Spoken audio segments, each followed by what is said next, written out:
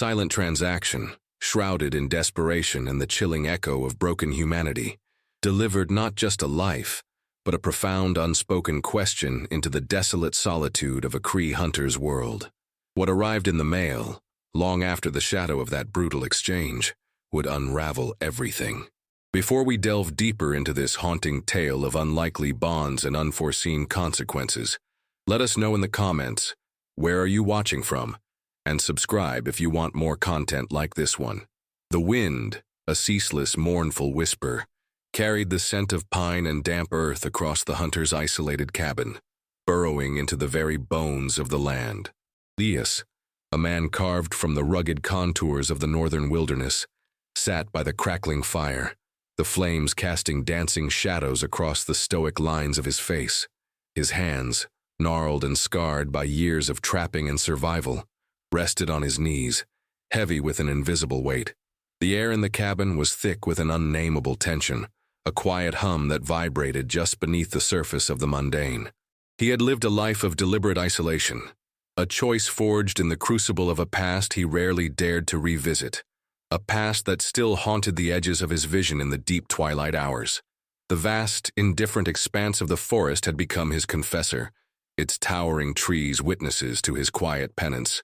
Each creak of the old timber, each sigh of the wind through the eaves, seemed to carry a fragment of a memory, a broken promise, a face he had long tried to forget. Yet even in this self-imposed exile, the world had found a way to reach him, to tear through the carefully constructed walls of his solitude. The agreement, relayed through a series of terse, impersonal messages, had been a cold, stark thing, stripped bare of any human warmth or ethical pretense.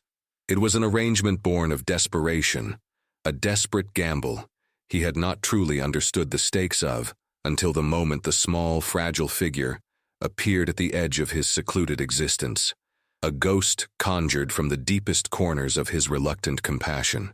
The silence of the cabin now felt different, not empty, but filled with the unsaid, with the fragile breath of another life.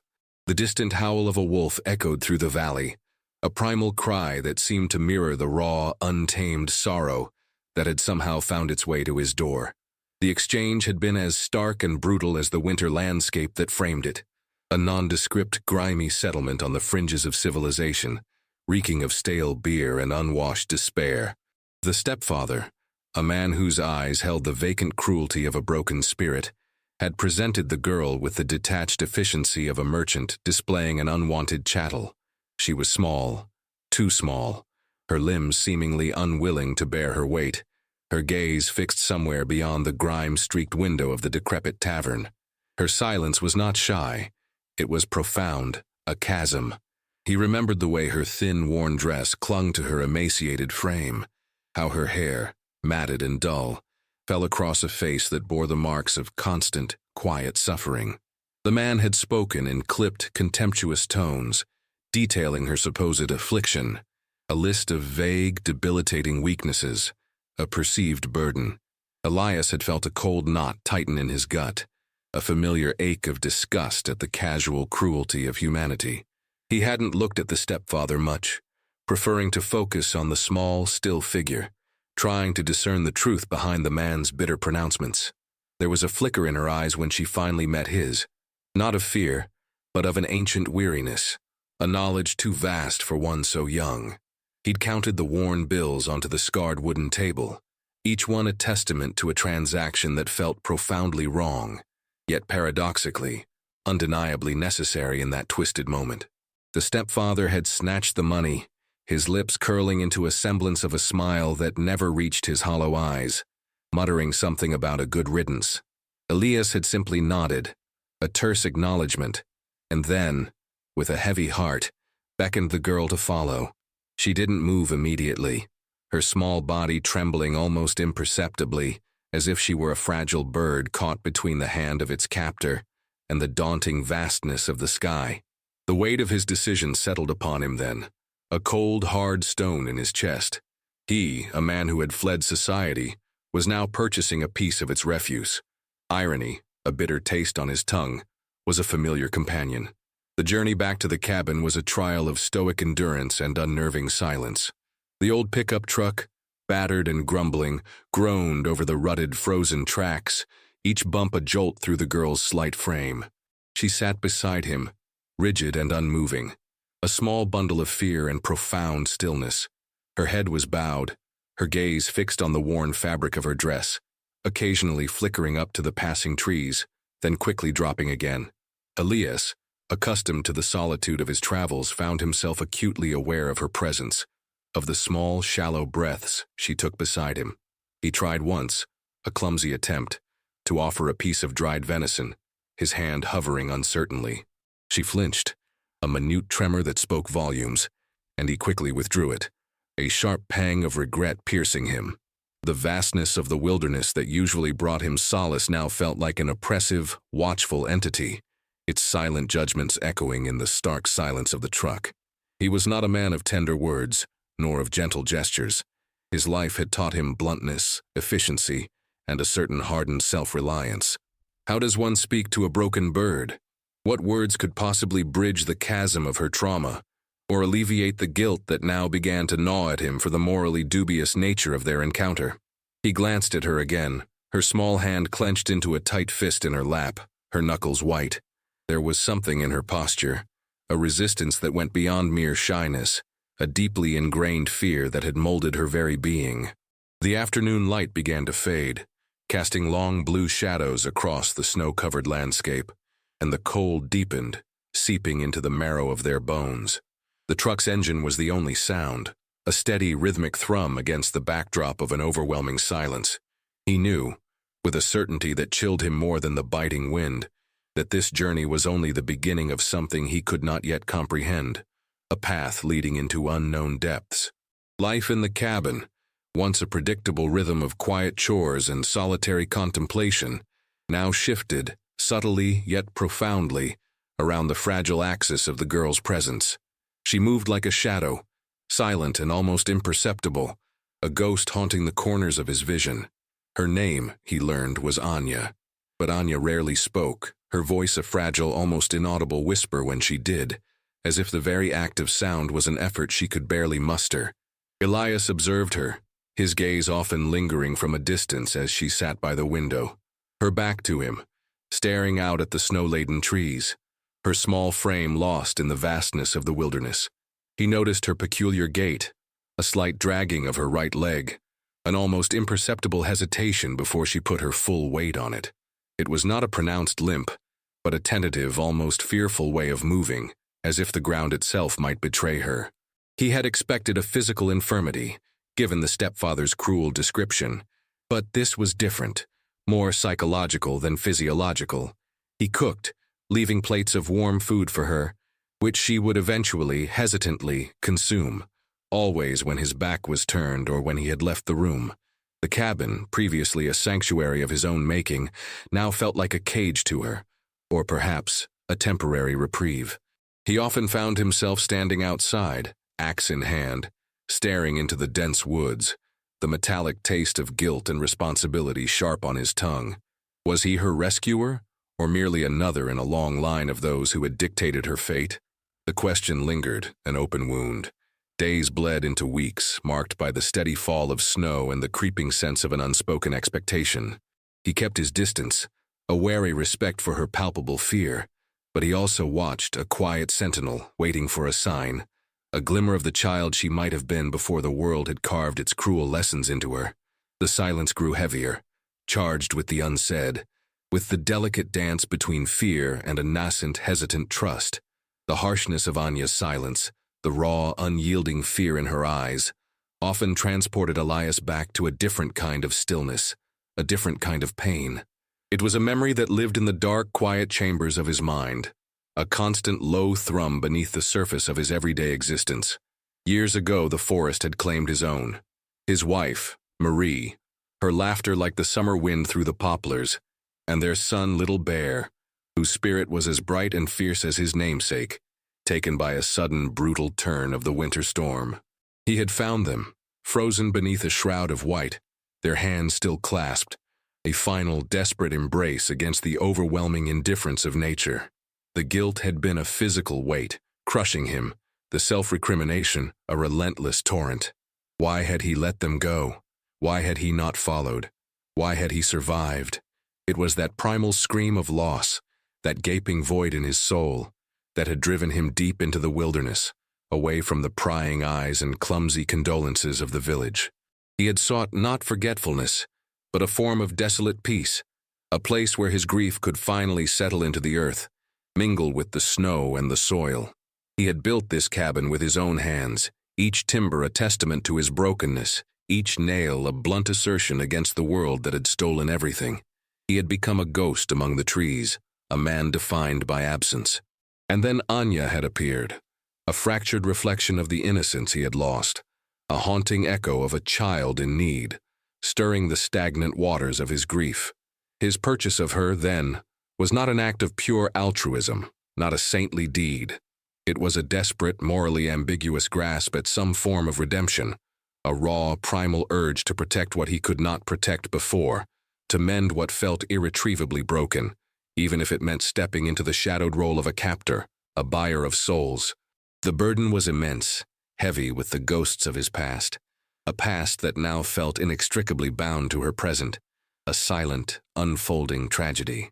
One bitter afternoon, as the wind howled outside, rattling the windows with icy fingers, Anya's carefully constructed wall of silence finally cracked. Elias had been mending a torn fishing net by the fire, his movements slow and deliberate, when a small, almost imperceptible sound caught his ear. A soft, whimpering cry, like a wounded animal. He looked up, his gaze locking onto Anya, who was hunched over a faded, tattered doll she had found tucked away in a forgotten box. Her shoulders shook with silent sobs, her small hands clutching the doll as if it were a lifeline. The doll's leg was torn, its stuffing spilling out in pathetic clumps. It was a crude, handmade thing, clearly well-loved and then discarded. He watched her for a long moment, the familiar knot of helplessness tightening in his chest. He was accustomed to the raw, visceral pain of the wild, but this silent human anguish was different, sharper, more profound. Slowly, hesitantly, he set aside his net and moved towards her. He didn't speak, didn't try to comfort her with words, for words felt inadequate, clumsy tools against such deep-seated sorrow. Instead, he simply knelt beside her, pulling a needle and thread from his pouch. Without a word, he took the doll from her trembling hands, his own calloused fingers surprisingly gentle as he began to stitch the torn fabric. Anya watched him, her tears still flowing, but her eyes, wide and luminous, were fixed on his hands, on the methodical, steady rhythm of the needle. It was a quiet, almost sacred moment, a profound shift in the cabin's oppressive atmosphere. As he worked, he noticed something else. Not just the doll's torn leg, but a similar, almost identical tear in the hem of Anya's own dress, carefully, if crudely, mended. And then, a fleeting image, a brief, terrifying flash in his mind. The stepfather's rough hands, a frustrated, angry shout, and a sharp tearing sound. The disability was not a physical flaw, not truly, but the physical manifestation of a brutal, repeated trauma, a deep-seated fear etched into her very movement, a silent scream frozen in time. The realization hit him with the force of a physical blow. The mystery of her affliction had begun to unravel, revealing a far more insidious wound. The delicate truce within the cabin was brutally shattered by the unexpected arrival of outsiders. A group of trappers, boisterous and smelling of cheap liquor, stumbled upon Elias's secluded dwelling, ostensibly lost, but with a predatory glint in their eyes that spoke of more than just a search for directions. They were the kind of men who saw the wilderness as a means to an end, its inhabitants as resources to be exploited, and anything outside their narrow understanding as something to be ridiculed or feared. One of them, a man named Silas, burly and sneering, his face scarred by a long-forgotten brawl, spotted Anya peering cautiously from behind Elias's leg. "Well, well, what have we here, old man?" he drawled, his voice thick with malicious amusement. "Didn't know you traded in, delicate wares these days. Heard about that girl, the one who don't speak, the one with the peculiarities. A real burden, ain't she?" His words hung in the air, heavy with judgment, laced with a casual cruelty that made Elias's blood run cold. Anya recoiled, pressing herself harder against him, a soft whimper escaping her lips. The other trappers chuckled, their eyes raking over her small, trembling form. Elias felt an ancient, forgotten rage ignite within him, a protective fury that startled even himself. He stepped forward, placing himself squarely between Anya and the leering men, his presence suddenly formidable, a silent, towering threat. His eyes, usually guarded and weary, narrowed to dangerous slits, reflecting the cold, hard glint of steel. "She is no concern of yours," he stated, his voice low, a rumble that seemed to emanate from the very earth beneath their feet. There was no negotiation in his tone, no room for argument. It was a warning stark and absolute. Silas hesitated, a flicker of surprise in his eyes at the hunter's sudden, unexpected intensity. The air grew thick with unspoken challenge, a primal standoff. These men, reflections of the broader societal biases and cruelties that had cast Anya aside, had stumbled into a territory now fiercely defended, a sanctuary born from the ruins of Elias's own broken past. The cabin, once a place of solitude, had become a bastion, and Elias, once merely a broken man, had found a new, undeniable purpose. The climax arrived on a day when the spring thaw had begun its slow, relentless assault on winter's icy grip, mirroring the melting of a long-frozen pain within the cabin walls. Anya, emboldened by Elias's unwavering presence and the quiet, consistent acts of kindness, had started to speak in hesitant fragments, small observations about the birds, the river, the way the light fell through the trees. Her words were still soft, but they carried the weight of a dawning curiosity, a tentative reach towards a world that had once seemed only to offer pain. One afternoon, while sitting on the porch, a hawk circling high above, Anya suddenly stiffened, her eyes, wide and haunted, fixated on a gnarled, broken branch on a nearby spruce tree, its limb bent at an unnatural angle, twisted and scarred. A wave of uncontrollable tremors seized her, and she began to keen, a high-pitched, desolate sound that tore through the quiet air. Elias rushed to her, his heart hammering against his ribs. She was pointing, her small finger rigid, towards the branch, her words tumbling out in a rapid, choked torrent, almost unintelligible. He said, "If I didn't, my leg, like that tree, broken, useless." Her breath hitched, ragged sobs racking her small frame. The truth, stark and brutal, crashed over Elias. Her disability, the careful, fearful way she walked, the slight drag of her leg, was not a birth defect or an accident, but a profound psychological wound, a manifestation of terror. Her stepfather had deliberately, repeatedly, threatened to break her leg if she didn't obey, using the broken tree branch as a cruel, visual metaphor for the fate that awaited her if she defied him. He had inflicted not physical injury, but an invisible, crippling fear that had bound her more effectively than any chain. This was the raw, open wound of her past, now laid bare, bleeding out into the quiet sanctuary of the cabin. Elias pulled her into his arms, awkwardly at first, then with a fierce, unwavering grip, holding her as she wept, the tears streaming down her face, washing away years of buried terror. The hawk circled once more, a silent witness to the unfolding of a profound human tragedy and the powerful, painful release of a hidden truth. The aftermath of Anya's confession left the cabin steeped in a profound, unsettling quiet. The air, once thick with unspoken tension, now hummed with the raw residue of released pain. Anya, exhausted, had eventually fallen into a fitful sleep, her small hand still clutching Elias's shirt, as if afraid to let go. He sat beside her, motionless, the image of the broken branch, the stepfather's cruel words seared into his mind. His own past, the deep-seated guilt of his inability to protect his family, surged to the forefront, intertwining with Anya's recent trauma. He saw himself in her vulnerability, in her quiet suffering, and in the profound burden of a life scarred by circumstances beyond her control. A powerful, unyielding resolve began to solidify within him. He would not allow her to remain broken. He would not fail her. The sun dipped below the horizon, painting the sky in hues of bruised purple and dying orange, as if mirroring the raw emotional landscape of the day.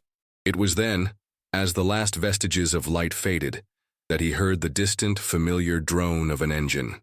The mail delivery, infrequent and often delayed by the harsh terrain, was an unexpected sound in the twilight. He retrieved a small, nondescript package from the stoic, bearded man, who rarely spoke more than a grunt. The package was light, wrapped in plain brown paper, addressed simply to Anya, in a neat, unfamiliar script. He carried it back inside, his gaze falling upon the sleeping girl. A fresh wave of apprehension washed over him. What could it be? Who knew she was here?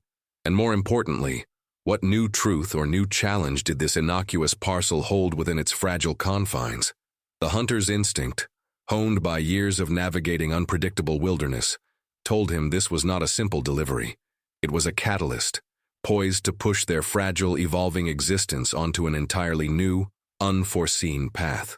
The cabin, once a place of refuge, now felt like a stage, awaiting the final, dramatic reveal. The package lay on the rough-hewn table, a silent, unassuming harbinger of change. Elias, his heart a drum against his ribs, gently woke Anya. Her eyes, still slightly swollen from weeping, blinked at the brown paper, a flicker of cautious curiosity replacing the terror that had clouded them moments before. With slow, trembling fingers, she peeled back the tape, revealing not a toy, not a trinket, but a stack of neatly folded legal documents and a small, crudely drawn picture of a flower. The language on the documents was dense, incomprehensible to Anya, but not to Elias. Adoption papers, guardianship, a formal severing of all ties to her stepfather, initiated by a distant relative, an aunt, who had finally learned of her plight and moved through the slow, bureaucratic channels of the system. The flower drawing, vibrant and hopeful, was a child's rendition of a forget-me-not, and underneath it a few carefully printed words: "You are not forgotten. You are loved." It was a message from a world Anya barely remembered, a world that had, against all odds, reached out to claim her. Elias read the accompanying letter aloud, his voice rough with emotion, detailing the aunt's desperate search, her grief over Anya's mother's passing, and her horror at the stepfather's actions. The mail was not a threat, it was liberation. Anya listened, her small face transfixed, the hope that had been dormant for so long finally flickering to life in her eyes. The tears that welled up now were different, warm, a cleansing balm. Elias watched her, a profound sense of relief washing over him, followed by a new, unexpected ache. His time as her protector, her silent guardian in this isolated wilderness, was coming to an end. The path forward, for both of them, was clear, yet fraught with its own complex emotions. The dawn that broke over the cabin the next morning was not just another day. It felt like the first breath of a new world. The snow, melting steadily, revealed patches of dark, resilient earth beneath, promising the return of life. Anya, clutching the drawing of the forget-me-not, looked at Elias, her gaze direct, unwavering, no longer shrouded in fear. "I remember her," she whispered, her voice stronger than he had ever heard it. "My aunt." She smiled like the sun. Elias nodded, a quiet affirmation. The mail had brought not just papers, but a bridge, connecting Anya to a past that was not entirely defined by cruelty, to a future that held the promise of warmth and belonging. His own path, once so rigidly solitary, now branched. He could release her, send her to this distant relative, and return to his quiet penance, his grief. Or he could, for the first time in years, truly choose. He looked at the cabin, his sanctuary, his prison. It had been built for one, yet it had become, for a brief, intense season, a shelter for two broken souls. He had purchased a child out of a morally ambiguous impulse, but he had found, in the crucible of her healing, a fragile piece of his own. The resolution was not simple, not a fairy tale ending where all wounds vanished, but it was hopeful. He knew he would take her to her aunt, not as a transaction, but as a commitment, a final act of protection. The journey would be long, fraught with the uncertainties of the outside world he had so deliberately abandoned, but he would face it. He had come to understand that healing was not a solitary endeavor, and that true strength lay not in isolation, but in the willingness to connect, to protect, to mend what was broken, even if it meant confronting the ghosts of his own past. The silence in the cabin was no longer tense. It was imbued with the quiet hum of a shared journey, a subtle yet profound promise of a future. Finally, untainted by the shadows of yesterday.